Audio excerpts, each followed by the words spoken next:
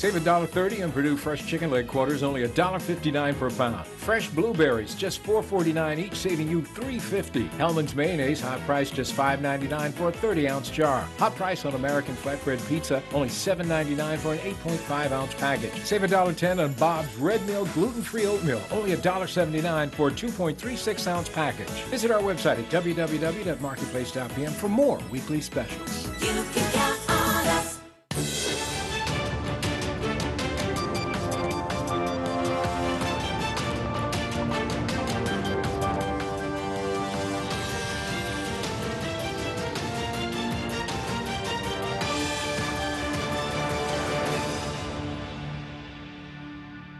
You're watching Bermuda Tonight. It's Tuesday, January the 8th, 2019. I'm Diane Brewer, and thank you for joining us. Police have identified the 15-year-old girl who died suddenly yesterday as Kiara Pava. Miss Pava was found in an unresponsive state around midday Monday, January the 7th at her My Lords Bay Road, Hamilton Parish residence by a family member, despite life-saving efforts at the scene. And as the teenager was rushed to the hospital by ambulance, sadly, Miss Pava was later pronounced dead. Inquiries continue into her death. Meanwhile, a moment of prayer was held in memory of Miss Pava at the Barclay Institute. Students were broken up into small advisory groups to discuss their feelings with extra support for children who needed it, provided by counselors. We extend our sincerest condolences to the family and friends of Miss Kiara Pava. In other news, the government has taken its anti-gang program to the schools in keeping with its promise of a multi-pronged approach to gang violence. The Minister of National Security, Wayne Keynes, was recently on hand at the Prospect Primary School to hand out certificates for several youngsters who completed a unique anti-gang initiative. 10 primary 6 students received certificates on the occasion of completing the first phase of the Gang Resistance Education and Training Program, also known as GREAT. The training program was led by Customs Officer Heather Hollis, Willis Dill, Lalisha Simmons, and Tamika Harrell. We would like to give a special thank you to Principal Richardson and her amazing teaching faculty.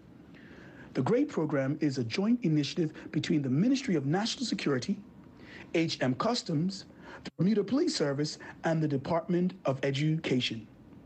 Last year, the program trained 513 students in 22 schools, 4 middle schools, and 15 primary schools. Continued lack of faith in public school system, according to a poll conducted during Monday's night's Let's Talk with Gary Moreno. Based on the findings of that poll, it appears the Minister of Education doesn't enjoy much public confidence either. Here's Gary with the details of the results. The island's public school system has been repeatedly given a failing grade due to poor test results on the part of students, particularly in the major subject areas of English, math and science. While during last night's program with guest Diallo Robin, the Minister of Education, we asked viewers to rate the public school system ranging from poor to excellent. The majority of respondents deemed it poor. Gary, this is what we were elected to turn around. What we were elected to do is transform our education system into a 21st education system that prepares our students for not only the local environment but the international environment. And these results that you're seeing is typical of why we need to do what we need to do to improve education. First of all, we need to improve people's confidence in our school system, and the only way we can do that is to produce the results that our students should be producing. With middle schools among the most maligned aspects of a public school system, we asked the minister whether plans remain in place for the shutting down of those institutions. We also asked viewers their take on the matter, and they agreed that middle schools should be closed. And while some educators suggest no justification has been given for the closure of middle schools, the minister assures it will happen. Change is difficult, but change is necessary. And this government will bring about change, and part of that change is the phasing out of middle schools. So when we ask when people come and ask for empirical data, like prove to us that it's failing, look at the amount of people who are avoiding middle school. Look at the amount of people who are spending their hard-earned money to send their children to private school because they don't want them to go to middle school. If that's not giving middle schools a failing grade, I don't know what is. as to whether the Ministry and Department of Education should be working together with their counterparts in the private schools to help bring about the changes necessary to address the issues plaguing public schools. 63% of those who voted were overwhelmingly in favor of such a collaboration. According to the minister, though, that is already in the works. I think what people will see in the future is more collaboration between the public school system and the private school system. I don't want to preempt some of the things that we have talked about, but there is conversation that's going on and some positive things that should be coming out of that. Whether parents should be held accountable for their children's bad behavior in the classroom, almost everyone said yes. Mr. Rabin reminded there is a parent involvement committee established to aid in dealing with matters of this nature. He, however, offered preventing bad behavior in the classroom must involve more than just the students' parents. I do believe that the manifestations that we're seeing within our school system with our children is just a reflection of society as a whole. And so these are the types of things that not only require parents to assist, but society to assist. On another note, asked their view on whether the minister himself was doing enough to fix public education, this was the response. Gary Moreno, reporting for the Bermuda Broadcasting News. Thanks, Gary. We'll be right back with your AccuWeather forecast and more. Stay with us.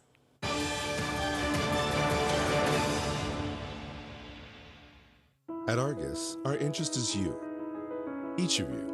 Around here, we know that when two people seem the same, they can have very different insurance needs. For their health, home, work, and future. Which is why we take the time to get to know you as an individual, so we can provide insurance coverage that fits your life. Because after all, our interest is you. You can count on us. Seedless navel oranges or Mineolas, only $1.29 each. Fresh assorted pork chops, just $3.49 per pound, saving $1.50. Hot price on old-time honey wheat bread, only $3.99 for a 20-ounce loaf. Save $2.50 on Huggies Pull-Up, just $14.99 for boys and girls, all sizes. Sensible portion veggie chips, only $2.99 for a 5-ounce tin. All stores open Monday through Saturday until 10 p.m. and Sunday, 9 a.m. to 7 p.m. for your shopping convenience. You can count on us. From the very beginning, it was always our singular focus to do whatever it takes, use every possible resource to fight cancer, and never lose sight of the patients we're fighting for. Our cancer treatment specialists share the same vision. Experts from all over the world working closely together to deliver truly personalized cancer care. And these are the specialists we're proud to call our own. Expert medicine works here. Learn more at cancercenter.com. Appointments available now. We are the voices. You are with the captain. It's Mr. Midday. 12 new major news. The big station. The morning show. Your number one song. The Faces. You're watching Bermuda Tonight. This is exactly what you're talking about. What an upset it was. The Storytellers. They are actually using the pepper spray. Police are aware of this theory. The water is 3,500 meters deep. The tax climbs up to 12.5%. The window on our community. We bring you the best in U.S. television entertainment. And the greatest sporting events in the world. A brilliant performance of Duffy. We are the island's only Bermudian-owned broadcaster of both television and radio. With the only TV channels that are available over the air in beautiful high definition, completely free. We are always expanding. We are always innovating. And most important, we're always your station. This is Bermuda Broadcasting.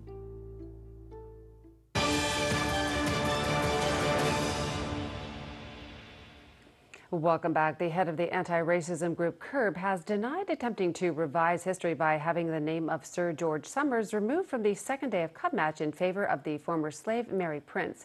Sir George was the admiral of the English ship the Sea Venture that wrecked in Bermuda in 1609, which led to British colonization of the island. CURB President Lynn Winfield told Tarai Trott the continued association of Sir George to emancipation is simply inappropriate. The two-day Cup match holiday, an occasion that has its roots in the emancipation of slaves. You might not know that only the first day of the two-day classic is officially known as Emancipation Day, while the second day is formally known as Somers Day in honor of English Admiral Sir George Somers, whose shipwreck offshore led to the foundation of modern Bermuda. Say you're not taking away from what he did. But Lynn Winfield, the president of the anti-racism group Citizens Uprooting Racism in Bermuda, also known as CURB, wants to strike the name of Sir George from the second day.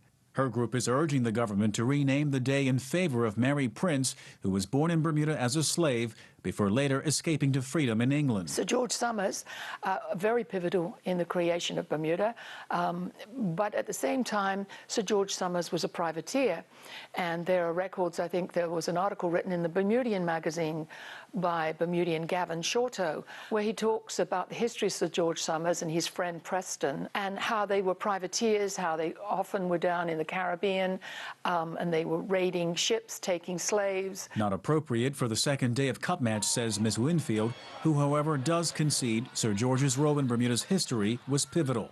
Ms. Winfield has researched the cup match holiday and notes it was always linked to the emancipation of slaves. But it was the Bermuda government which decided to make the change through a 1947 piece of legislation. They then added Somers Day to it. So the first day was cup match, and the second day was called Somers Day. My belief is that that was because you're talking 1947, slam dunk in the middle of segregation. Tourism was building up.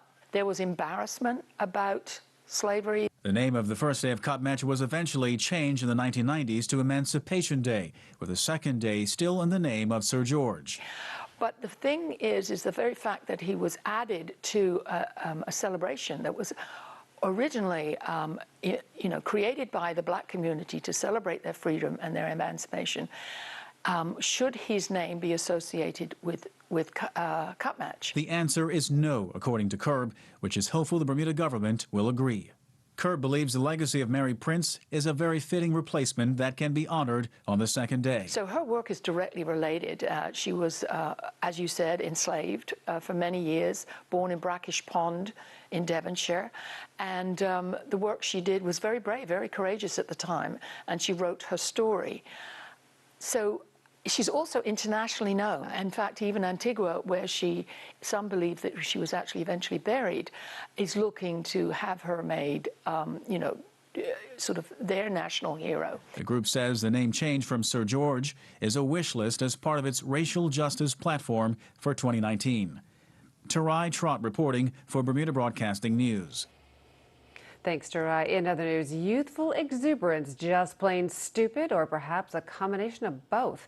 Whichever it is, there's no dismissing that this was a less than safe and indeed a life-threatening act. The video footage has been making the rounds on social media over the last few days.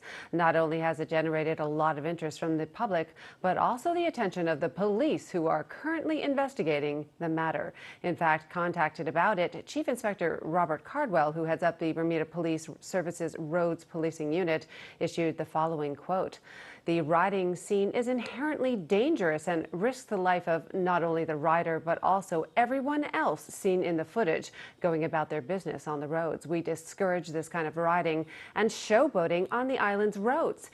There is an area at Southside specifically designed for this. We will continue to look for opportunities to prosecute these offenders to the maximum extent of the law," end quote. Reports are the rider had been riding in this manner all the way from Shelley Bay, then along North Shore Road from Smiths. The video ended outside the bus depot on Palmetto Road in Devonshire. The video was also posted on Twitter with the hashtag #TheBestRidersComeFromTheCity. Again, though, youthful exuberance, just plain stupid, or perhaps a combination of both. Turning to weather news, more rain headed our way. Let's go to AccuWeather headquarters for an update. AccuWeather is presented by BF&M Insurance Group. We now go to AccuWeather headquarters. Your AccuWeather forecast here on ZBM has been brought to us by the good folks at the BF&M Insurance Group. I'm meteorologist Jeff Cornish, and we do have a front that's headed our way. Now, right now we have clouds that are thickening, and there's a weak disturbance nearby. The best chance for rain rolls in on Wednesday evening into Wednesday night. You'll notice that any of that cloud cover nearby, there may have been a few sprinkles associated with that well to the northwest, but at this point we are generally dry. There are some clouds out there. We're running cool, As the sun sets on the cloud cover that's been over our heads, we find that we are around 61 degrees here this evening, a few hours after sunset. Winds from the north-northeast, only 5 to 10 knots, humidity around 55%. Water temps holding steady at 68 degrees. On the inside, we have 1 to 2 foot waves. On the outside, though, it's still a little choppy. The seas are agitated, and we have 4 to 8 foot waves. Now, there's a small craft warning this evening, tonight, and through most of the day tomorrow. But late tomorrow evening, the small craft warning will be replaced by a gale warning. So we'll have a gale warning tomorrow night into early hours of our Thursday morning, and then eventually it'll be replaced by a small craft warning once again as the seas begin to subside after our front crosses on Wednesday night. So high tide is coming up. The tide will be coming in all evening until 10:05 tonight. Low tide at 4:08 a.m., another high tide 10:22 Wednesday morning, and then another low tide into the late hours of Wednesday afternoon as the waves will be increasing. Breezy tonight. Temperatures won't drop too much. We're at 57 now, but they'll really begin to rise as that strong wind picks up, and it'll be a warming wind tomorrow, driving temperatures up into the low 70s. We'll have some spotty showers in spots in the afternoon, and then rain becomes a lot more likely into Wednesday night. So again, here we are Tuesday, mainly dry, but it's Wednesday evening and Wednesday night when this front rolls in from the west. Wednesday morning, mainly dry. Showers become a little more likely around midday, and then into the afternoon and evening, they will become far more likely. And around 11 p.m., we press pause with the front on our doorstep and some rain likely with bigger waves as well. As we look at the current conditions down into the Caribbean, scattered showers have returned to Jamaica and Barbados, and unlike where we were late last week, we're running drier into the Trinidad and Tobago area. The trade winds have slackened quite a bit. They were very active for a week or two. They're a lot quieter right now. We have a windy setup into New York City, breezy. Snow showers will be darting through the air in Toronto, by the way, on our Wednesday. Boston will be in transition to a colder time and breezy as well. Atlanta cooling down. Miami 78. London is seasonably chilly at 43. So here we are. Showers, spotty showers Wednesday afternoon and evening. Rain is likely Wednesday night. Thursday, showers will linger, and then we turn quieter and cooler into Friday, Saturday, and Sunday, but not as cool as we are right now. So temperatures are looking up, at least compared to where we are at this moment. We'll send it back to you. AccuWeather was presented by BF&M Insurance Group.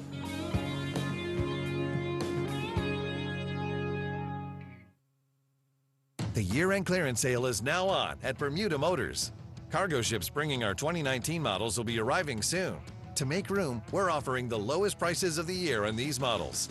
Ford Figo, our hatchback with cutting-edge technology. Ford EcoSport, big on comfort, safety, and power. Toyota Avenza, the perfect balance of style and function. Toyota Prius C, our fuel-efficient 5-door hybrid. So hurry, prices are available until the end of the year or while our inventory lasts at Bermuda Motors.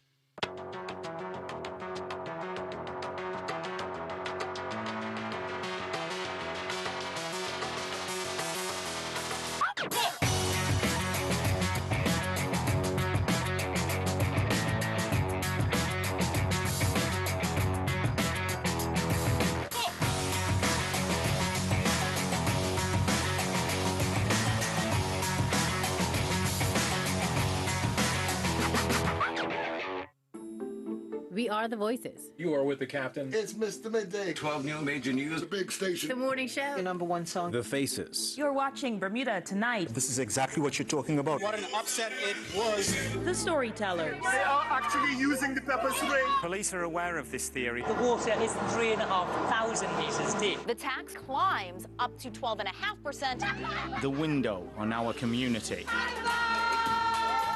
We bring you the best in U.S. television entertainment. And the greatest sporting events in the world. A brilliant performance of Duffy. We are the island's only Bermudian-owned broadcaster of both television and radio. With the only TV channels that are available over the air in beautiful high definition, completely free. We are always expanding. We are always innovating. And most important, we're always your station. This is Bermuda Broadcasting.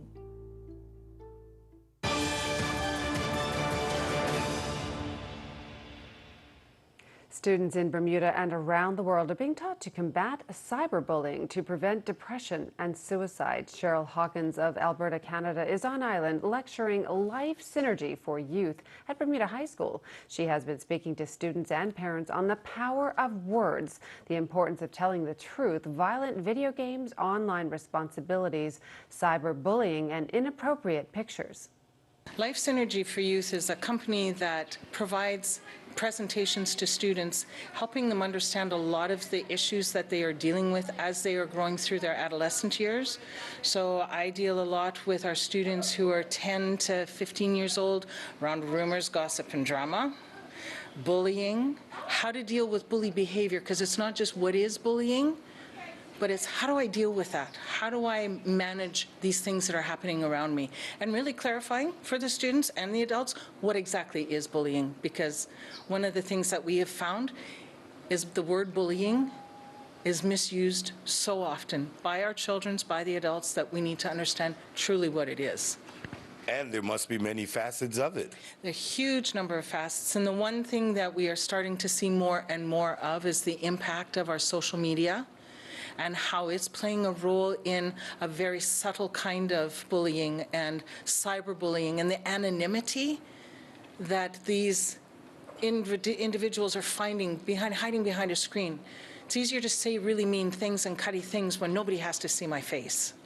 Yeah, and that could hurt, especially sensitive youth. It's all people, whether it's youth, it's adults. These things happen at multiple levels, and it's not just in our schools, it is everywhere in society.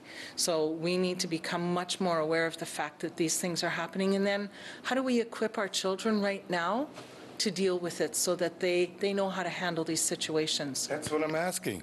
How do we equip them? In a nutshell. In a nutshell, well, after a 4-hour presentation with them in 2 minutes or less, it's really about having open, honest conversation with our children and having them understand that they know that they can come to their parents or their guardians for help, because that is what we're saying. You need to find an adult that you can trust who can help you then through the process of, if you need to talk to the police about it, if it's coming through on your social media and that, we are not necessarily equipped to find out who it's coming from, but we do have police forensics that can help us. Thanks, Mike. In business news, Clarion Bank CEO Ian Trewin has been appointed to the bank's board of directors effective January the 1st, 2019. Patrick Hilton, chairman of the board, commented, quote, "With more than 25 years in the banking industry and exemplary leadership as CEO of Clarion, I welcome Ian Trewin to the Clarion Bank board of directors. It is under his leadership that Clarion has announced a net profit for 9 months ended September 30th, 2018 of $7.3 million, a 126% increase over the previous 12 months. On behalf of the board, I look forward to working with Ian as Clarion enters a new chapter of continued success," end quote. Mr. Trewin serves as Chief Executive Officer of Clarion Bank Limited, having been previously appointed President and CEO of Capital G Bank in May 2010, prior to the bank's rebranding as Clarion. Still to come, Earl Basin will have all the latest sports news in just a few minutes. Stay tuned.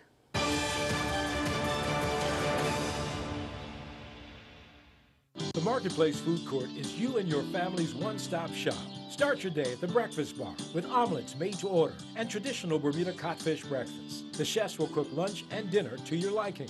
Along with the salad bar, sandwich bar, sushi bar, and fruit bar, the Marketplace Food Court is your kitchen away from home. Every day is hassle-free with nutritious meals from the Marketplace Food Court. Visit us 7 days a week. Homemade cooking, quality service, all at prices you can count on. When it's happening now, you can't beat the immediacy of radio. Chance to hear the thoughts of acclaimed author. No matter where you are. I'm Darlene Livingston with Bermuda Broadcasting News. When events are spectacular, television is by far the best media platform. Why now this particular topic? For sports action, well, need we say more? Broadcast reporters put elected officials on the spot, keeping them honest and accountable to voters. And they can explain things in ways we all understand. Climbs up to 12.5%. Broadcast news is important. We're your eyes and ears on the ground. I'm Jasmine Patterson, and thanks for joining us tonight. In good times and bad. Radio's your constant companion. On the big station, Power 95. And TV news is the news. Based on what you're saying. And Bermuda Broadcasting is your station.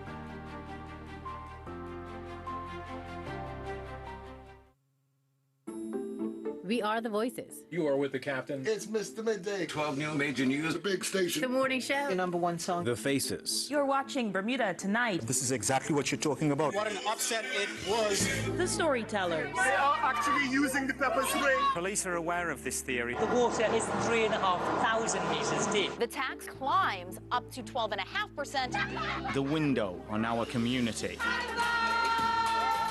We bring you the best in U.S. television entertainment. And the greatest sporting events in the world. A brilliant performance of Duffy. We are the island's only Bermudian-owned broadcaster of both television and radio. With the only TV channels that are available over the air in beautiful high definition, completely free. We are always expanding. We are always innovating. And most important, we're always your station. This is Bermuda Broadcasting.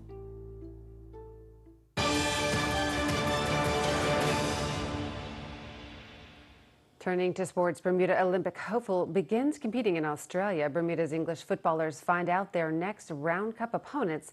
Two Bermuda athletes meet at the Carifta qualifying standard. Earl Basin has the details and so much more in tonight's sports package. 13 international fin sailors, including Bermuda Olympic hopeful Raquel Evans, joined 27 Australian fin sailors as the 2019 Fin Australian Championships got underway. Evans had a mixed opening day in mixed conditions, with the first race sailed in light winds around 8 knots, while the second race saw the winds increase to around 25 knots. Evans came off the water in 12th place overall with 24 points. Evans finished 9th in the first race and then 15th in the second. The Bermuda National Athletic Association announced the first 2 qualifiers for the 2019 Carifta Games, which will be held in the Cayman Islands April 20th through to the 22nd. Amelia Oathman met the standard during the under-17 girls high jump during the track meet at the National Sports Center held on Saturday with a leap of 1.55 meters, with the standard being 1.55 meters. Caitlin Bobb met the standard competing at the Franklin and Marshall High School Invitational Indoor Meet. Bobb, while winning the 200-meter dash in a time of 25.88, met the under-17 girls qualifying standard time of 26 seconds flat. She would also meet the under-17 girls standard time on her way to winning the 400-meter dash in a time of 58.27, with the qualifying standard set at 58.50.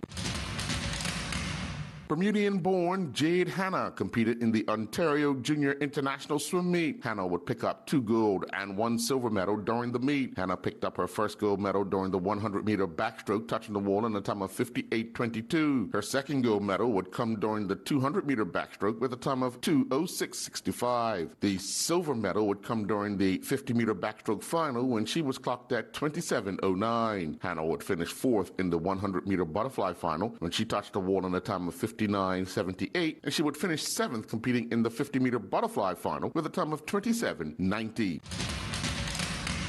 The Bermuda Netball Association hosted a make-up triple-header at Bernard Park last evening, which produced 217 goals on the night. In the opener, the Phoenix Heat defeated Robin Hood 87-18. MVP Danielle Rayner returned from injury to lead the Phoenix Heat to victory, scoring 78 goals. Arkita Fubla added 7 goals, and Kendria Romain scored twice. Robin Hood got 13 goals from Charlie Bridgman, while Jess Arneal added 5 goals. The much-anticipated clash between the Linders Tigers and the Storm Thunder was played, with the Linders Tigers emerging victorious 36-22 over the Storm Thunder. The Linders Tigers MVP Jacania Trott scored 28 goals, with Charlene Gomez adding 8 goals. The young Storm Thunder's teams Nabila Nazaire finished with 15 goals, while MVP Sayla Tuzo added 5 goals. Kamala Nazaire scored twice. In the final game of the night, it saw the North Village Rams defeat the Storm Lightning 37-17. The North Village Rams got 14 goals from Jatora Trott. Derica Simons would add 11 goals. Nikita Trott scored 9 times, and Sarah Tufts Robinson scored 3 times. The Storm Lightning were led by MVP Siobhan Lee, who scored 12 goals, while Sonia Townsend added 5 goals. Prior to Sunday's Bermuda Bicycle Association Fat Tire Massive Mountain Bike Races at Admiralty House, the overall standings were posted. Alan Potts leads the male open division with 67 points. Brian Stanoff is second with 54 points, and Dennis Fagundo is third with 45 points. Ashley Robinson is leading the women's open division with 75 points, while the male novice division is being led by Sherman Darrow with 60 points. Manning Smith is in second with 56 points, and with 53 points, Matthew Ringer is in third. Moses Johnson is leading the 13 to 16 age group division with 69 points, with Cameron Morris second with 65 points, and Kyron Baptiste Jones is third with 55 points. The 12 and under division is being led by Harris Fleming with 66 points. Mark Peeney and Jackson Langley are tied second with 50 points. I'm Earl Baisden with Bermuda Broadcasting Sports. Thanks, Earl. That's our newscast on this Tuesday night. I'm Diane Brewer. Thanks for joining us. Have a wonderful evening. Good night.